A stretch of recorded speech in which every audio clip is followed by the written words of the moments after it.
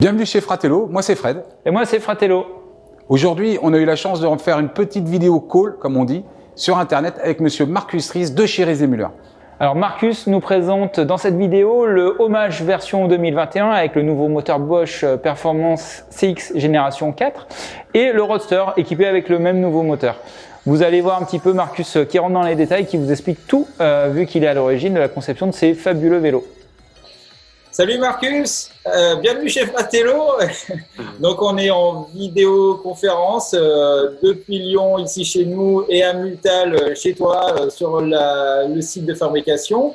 Donc on peut pas se voir en vrai. En général, on adore venir à l'Eurobike pour vous voir, pour voir les nouveaux modèles et tout ça, puis que tu nous vends pas. Et ben là, du coup, on va se faire la vidéo interactive grâce à Internet. Donc, tu vas pouvoir nous parler donc, des nouveaux modèles, le Homage, le Paxter 70, le Multicharger et le Roadster. Je crois qu'ils sont les 4 modèles qui évoluent cette année. Tu peux peut-être commencer sur le Homage. C'est un modèle qu'on aime beaucoup au magasin avec Fred. Et du coup, si tu peux nous en parler, je crois que tu es un peu l'expert de la suspension arrière et tu as plein de choses à nous dire là-dessus. Je vais essayer. Okay. Jamais fait ça, jamais présenté notre nouvelle gamme en français, mais à la limite, que c'est vous pouvez expliquer, donner des détails ou explications supplémentaires. D'accord. Alors, je suis bien heureux qu'on a maintenant la chance, même si c'est seulement digital, mais comme avec le Corona, on n'a pas la chance de se rencontrer à Eurobike, c'est dommage, mais mieux comme ça que pas du tout. Alors, le Homage, oui, c'est un produit qui l'histoire date très, très longue. C'est la première culture qui était un peu pareil comme le Homage d'aujourd'hui. Ça vient des années 96. Et l'idée du produit, c'était donner la technologie des VTT suspendus sur des vélos qui est bien confortable pour le trajet quotidien. Ça veut dire on a vraiment la chance si on est obligé de rouler sur des terrains qui est pas parfait, parce que avec un vélo de course, bien sûr, on fait toujours la choix de chercher les meilleures routes avec le meilleur terrain, mais s'il faut se déplacer de A à B, on a en général la mauvaise qualité du chemin, où il faut qu'on préfère aller par les bois. Et comme ça, on a l'idée de Homage, c'est vraiment avoir une suspension avant et arrière qui est comparable avec une vraie VTT, même avec tout ce qu'on a besoin pour le trajet quotidien. Comme les garde-boue, la lumière, la porte-bagages qui est aussi suspendue, parce que dès qu'on roule des mauvais terrains, les roues arrière avec les suspensions fait un mouvement très vivant. Et comme ça, si on aurait le porte-bagages serait sur le roue arrière, oui, dans ce cas-là, tout ce qu'on transporte devient bien. Je sais pas c'est quoi en français. C'est bien. Mais en fait, ce qui est dingue, c'est que tu parles du VTT. Du coup, on a plutôt tendance à penser à un cadre droit, un cadre homme, on va dire. Et le Homage, ce qui est génial, c'est que justement, il a un cadre que la prouesse, moi je trouve, c'est d'arriver à avoir un cadre qui est tout suspendu et qui est en même temps très rigide. Ton cadre, c'est un vélo où on peut l'utiliser aussi, effectivement, comme tu dis, en tout terrain, alors que c'est un cadre ouvert, quoi. On n'a pas du tout l'habitude de voir ça dans le marché du vélo. On a, par exemple, dans ta gamme, il y a le Swing, qui est un vélo très urbain, très confortable, déjà sans suspension à l'arrière. Effectivement, le Homage, ce que je trouve dingue, moi, c'est que tu profites de la suspension, qui est parfait pour rouler en ville, sur les routes pavées de Lyon par exemple, et puis à la campagne aussi. Mais l'avantage que je trouve dingue, l'avancée pour moi, c'est d'arriver à faire un cadre ouvert et aussi rigide en fait, pour faire aussi un peu du chemin, quoi. Oui, tu as tout à fait bien compris l'idée des Hommages, que faire la comparaison, faire l'ensemble du confort d'un cadre ouvert avec la qualité d'une vraie VTT. Et surtout, par exemple, si on a un siège bébé sur le porte-bagages, automatiquement, on ne peut plus monter sur le vélo sur le porte-bagages. Automatiquement, c'est obligé d'avoir un cadre ouvert. Et ce que j'aime bien sur l'Hommage, c'est même si c'est un cadre ouvert, c'est quand même un cadre avec une apparence sportive. C'est pas du tout un produit femme ou un produit homme. C'est un produit qui peut utiliser partout, par tout le monde. Et on a bien senti aussi que c'est bien accepté, que en général, dans les grandes villes où les gens, ils n'ont pas toujours des vêtements sportifs pour rouler en vélo, ils disent oui, avec un concept comme le Hommage, c'est beaucoup plus confortable, ça marche beaucoup mieux pour ma vie quotidienne par un vélo VTT ou par un vélo cadre ouvert, mais qui n'a pas la performance du Hommage. Et c'est pourquoi on a aussi offre le Hommage avec une version HS en haute vitesse, parce que en 45 km/h, parce que c'est vraiment très très stable, même à une haute vitesse avec toutes les bagages et on a aussi des lumières avec des phares, on a des options pour des freins en ABS, anti-blocage et on a vraiment au niveau du technologie du Hommage, c'est moins un vélo, c'est plutôt une moto. Mais quand même, ça fait vraiment envie rouler parce que c'est une combinaison intéressante entre vélo, moto, entre VTT et cadre ouvert. C'est uniquement sur le marché. Tu as tout à fait raison pour ça. C'est dingue parce que tu parles de moto et nous avec Fred on a tous les deux du monde de la moto aussi, du scooter. Et en fait je trouve que le nouveau guidon que vous avez conçu, justement la largeur du guidon et la sensation du poste de pilotage avec les câbles intégrés, etc. On a vraiment une sensation qui est très particulière, qui change totalement. Avant c'était des cintres Ergotech, et là maintenant effectivement votre cintre sur mesure, la largeur du guidon, elle est assez magique en fait, parce qu'elle est vraiment parfaite. Elle n'est pas trop large, où t'as pas les bras non plus trop larges comme sur un VTT où c'est assez inconfortable. Et en même temps, elle est plus large qu'un guidon normal de vélo vide.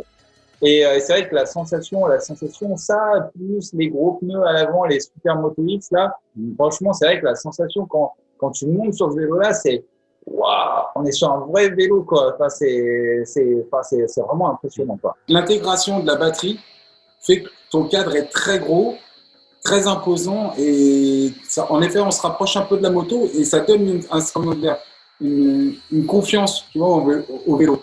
On se sent bien sur ce vélo, on se sent en confiance.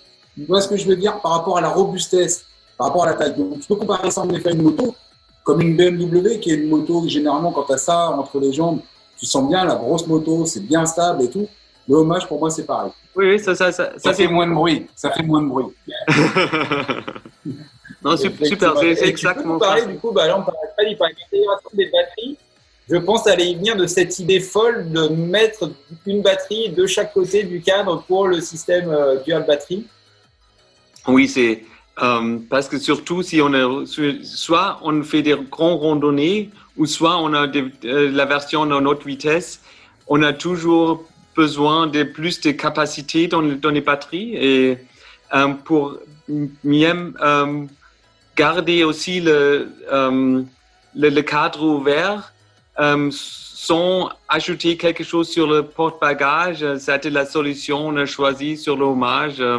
Et moi, je trouve aussi ça donne encore plus de moto que le Hommage avant. Et ça donne vraiment le sentiment de sécurité, un sentiment que ça a bien tenir de route. Et ça, c'est aussi quelque chose qu'on peut sentir directement et vraiment oui. Et aussi dans les situations dangereuses, on sent bien qu'on est mieux sur le hommage que sur en général la plupart des autres vélos. D'accord. Même par rapport au Super D-Lite, au final, ton centre de gravité, il est beaucoup plus bas parce que le Super D-Lite, donc, il a une batterie de 500 Wh dans le top tube. Et là, tu as effectivement les deux batteries qui sont au plus bas. Donc, tu dois avoir effectivement une sensation, même par rapport à la répartition des masses et le centre de gravité, qui doit être génial. Tiens, j'ai une question, mais c'est peut-être plutôt marketing. Pourquoi le hommage double batterie ne s'appelle pas Super Hommage, comme il y a le D-Lite et le Super D-Lite? La raison, c'est un peu... on a surtout mis le supercharger, Super D-Lite, parce que l'apparence est beaucoup plus différente par le D-Lite standard et le chargeur standard. Et comme on a... parce que par rapport aux fonctions du vélo, c'est pas Super D-Lite et pas beaucoup différent par le D-Lite, mais pour le hommage, l'apparence est plus ensemble. Le hommage avec double batterie et single batterie, c'est un peu mieux ensemble l'apparence, et c'est pourquoi on a choisi garder les mêmes noms, parce que autrefois ça n'aidait pas pour comprendre les produits. Et le Roadster, c'est la dernière grande nouveauté chez Riese Müller. Et moi, je crois que le Roadster, c'est aussi très, très bien accepté par les gens qui vu le vélo, parce que c'est devenu beaucoup plus moderne avec la batterie intégrée, et surtout comme on est maintenant avec la Bosch génération 4 moteur en HS en 45 km à l'heure, on a besoin aussi d'une batterie avec un peu plus de grandeur. Et quand même, c'est la plus léger e-bike de Riese Müller, et important aussi qu'on a dit que maintenant c'est aussi possible d'avoir l'option confort sur lesquelles on a le guidon qui est un peu plus pour la position étroite, qui marche bien ensemble aussi avec le Roadster et comme ça. Le Roadster, moi j'ai remarqué, il y a deux types d'utilisation de clientèle. On a soit l'utilisation urbaine, donc c'est plutôt homme-femme, les deux vraiment pour le petit vélo léger, pour pouvoir se faufiler un petit peu dans le trafic, sur les pistes cyclables, etc. Garder un vélo léger, des fois quand on doit monter chez soi. Et puis, complètement à l'opposé du côté urbain, c'est sur la version speed bike, des gens qui cherchent un vélo de route qui va très vite pour suivre les copains qui font du vélo de route, etc. Et qui cherchent donc un vélo qui va être le plus léger possible, et le plus rapide possible. Et du coup, l'autonomie, effectivement, la 625, pour moi, je trouve que c'est vraiment une super nouveauté sur ce vélo-là, parce qu'effectivement, ça va permettre aux gens qui s'en servent pour l'utilisation route vraiment d'aller extrêmement loin et vraiment pouvoir suivre les copains qui font du vélo de route normal. Dans les montées, c'est clair qu'ils seront devant. Et puis même sur le plat avec la version HS, c'est fabuleux. Oui, c'est aussi ce qu'on a toujours senti, que le Roadster, c'est le produit, un des plus jeunes produits de notre gamme, et aussi avec des gens qui viennent du vélo sportif. Et même dans mon environnement, j'ai beaucoup de gens qui travaillent, qui ont 20 ou 30 kilomètres à faire au travail, et qui toujours dans le temps loisir, utilisent le vélo de course. Mais pour aller au travail, bien sûr, c'est beaucoup. Ça marche seulement aussi sur un vélo électrique qui monte jusqu'à 45 km à l'heure, et comme ça roule avec la même légèreté qu'un vélo sportif traditionnel. Et je crois que ça, c'est le point fort du Roadster. Et aussi, dans les détails comme le cockpit en avant, on a bien fait le vélo aussi plus joli, et je crois que ça marche bien ensemble avec les gens qui viennent du vélo de course, qui sont aussi toujours dans les détails, bien une bonne définition dans les détails. On a bien travaillé aussi là-dessus sur le Roadster. Bon, très bien, très très bien. Je te fais faire un tour du magasin. Tu veux bien? Du coup, tu vois notre petit magasin, ça me fait plaisir. Comme ça, c'est comme si tu étais venu pour de vrai. Oui, super. Bon, tu vois, on s'était fait un faux bureau là. Et tu vois, il y a tous tes vélos là devant. Bah, ça, c'est l'entrée, hein, évidemment. Donc, on met bien tes vélos en avant. Ouais, et puis, oui, j'ai déjà vu. Tu vois, il y en a un peu partout. Voilà, beaucoup de vélos. On a fait une déco un peu vintage. Attends. Viens, Fred. Regarde fièrement ce qu'on a gardé. On a commencé un musée Rizé-Muller. Ah, oui. Il est à moi celui-là. Oui, C'est à moi ça. avec les Il couleurs. n'est pas à vendre. Il est pas à vendre. Celui-là, je suis pas prêt de m'en débarrasser, je te le dis. Hein. Voilà. Et de la même manière, bah, moi, c'est affectif aussi. On va garder le Tinker orange parce qu'il n'existe plus et je suis très triste. Donc, ces deux-là, c'est les deux premiers. Et puis après, on a un Delight Mountain alu brossé. Tu sais, l'alu brut que tu avais fait. Que j'ai la chance de passer par Lyon, bien sûr, je vais passer chez Fratello. Oui, j'espère. Tiens, regarde, je ne sais pas si tu vois, c'est à contre-jour. Bah, il y a plein de LOD devant le magasin. Cool. C'est très cool. Voilà. Super. Merci, Marcus. Merci beaucoup. À bientôt. C'était mon plaisir. Salut. Merci beaucoup. À bientôt. Ciao. À bientôt. Salut. Bon, bah, j'espère que cette vidéo vous a conquise, que Marcus est un petit peu rentré dans les détails et que ça vous a bien plu, surtout sur le hommage et sur le roadster. Deuxième vidéo du même appel avec Marcus où on vous présente le Paxtor 70 et le multi-charger. Vraiment à regarder si vous êtes intéressé par les vélos cargo de Rizé-Muller. Le Paxtor 70, c'est une vraie révolution au niveau conception. Je vous invite donc à regarder la vidéo qui est en lien juste en dessous. Merci, à bientôt. À bientôt.